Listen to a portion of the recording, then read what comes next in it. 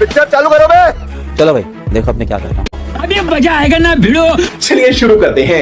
वो सिलसिलेवार तरीके से ये याद दिला रहे हैं कि आपके शासनकाल में कैसे दलितों पर अत्याचार किया गया, और अब बाबा साहब आंबेडकर की जो तस्वीर है उसके अपमान का मुद्दा खुद प्रधानमंत्री ने उठा दिया है। इससे नुकसान होगा आरजेडी को। प्रियंका भारती जी, जितने के शर्मा जी खुद स्क्रीन पर जब बोल रहे थे ना नरसंहारों की सूची पढ़ना पड़ रहा था इनको, क्योंकि इनके तबके के लोग नहीं मारे गए थे ना, हमारे लोग काटे मारे गए थे, इसलिए पूरा सूची हमको अच्छे से याद है। और जिस मियापुर का आपने नाम लिया ना, ये क्यों बताना भूल गए कि कितने यादवों को काटा गया था?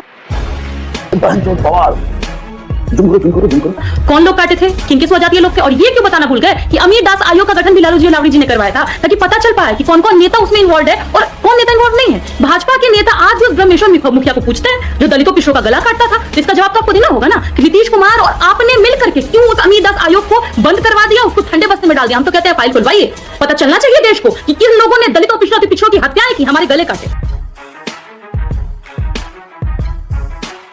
अब आती हूँ बाबा साहब पर।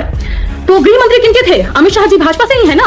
सदन में खुल करके बोले बाबा अंबेडकर अंबेडकर अंबेडकर मत करो, इतना भगवान का नाम लेते तो स्वर्ग मिल जाता, क्योंकि उन्हें ये समझ नहीं है कि हमारे लिए स्वर ही स्वर्ग है। अगर हमें स्वर मिल गया और हम अपने अधिकारों के लिए असर्टिव हैं, लड़ पा रहे हैं, बोल पा रहे हैं, हमको मिल गया स्वर। ये बड़ी अच्छी बात कही आप, मजा आया।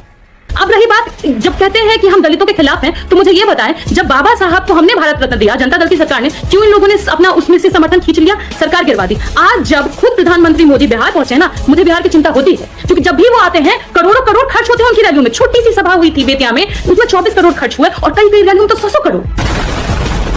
अरे बाप रे, ये तो धोती खोल रहा है। खुद बोले कि 51 बार हम बिहार आए हैं, मतलब 5,000 करोड़ आप खर्च कर दिए। इस 5,000 करोड़ में जिस मढ़ौरा का के लोकोमोटिव फैक्ट्री की वो बात कर रहे थे, जहां से अफ्रीका जाएगा इंजन, उसका बनने में खर्च आया था 1500 से 2000। मतलब जितने खर्च वो खुद के ऊपर प्रधानमंत्री मोदी करते हैं, उतने में 2-3 फैक्ट्री खड़ी हो जाती।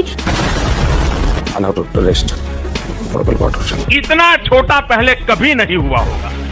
स्कूल बन जाते हैं, हर जिले में स्कूल 5-6 तो खुल ही जाते हैं। अब स्कूल खुलते क्या, जो खुले हुए स्कूल है उसको तो बंद करवा दिया। नोटिफिकेशन लाए ये लोग कि बच्चे स्कूल नहीं जाएंगे, क्योंकि प्रधानमंत्री मोदी बिहार आ रहे हैं। बच्चों को उनको देखना है, बच्चों को उनसे सीखना है, कैसे जुमला बोलना है, कैसे झूठ बोलना है, कैसे बिहार को बर्बाद करना है, ये मोदी से सीखना है, इसलिए स्कूल बंद करवा दिया।